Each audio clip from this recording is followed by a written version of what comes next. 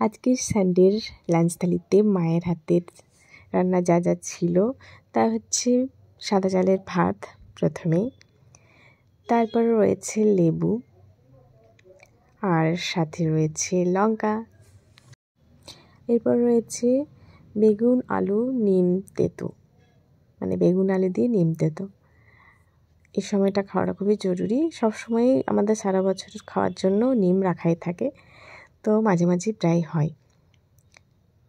আর সাথে রয়েছে আলুর বড়া, আর রয়েছে বেগুনি। আর আজকের লাঞ্চ থালির মেন মেনু হচ্ছে পনির মেনু, যেটা হচ্ছে চিলি পনির, আমার খুবই ফেভারিট। আর নিরামিষের জন্য তো পনিরের কোনো জবাবই নেই। আর আজকে বিশেষ করে সানডে বলে চিলি পনির স্পেশাল রেসিপি করা হয়েছে, আর সাথে রয়েছে পাঁপড় ভাজা, আর মিষ্টি দই দিয়ে শেষ, আর অ্যাট লাস্ট জল। তাহলে আজকের লাঞ্চ মেনুতে এই মেনুগুলো ছিল। তো কেমন লাগলো অবশ্যই কমেন্টসে জানাও। তাহলে দেখা হচ্ছে নেক্সট ভিডিও বা ব্লগে। ততক্ষণের জন্য সকলে ভালো থেকো, টাটা, বাই।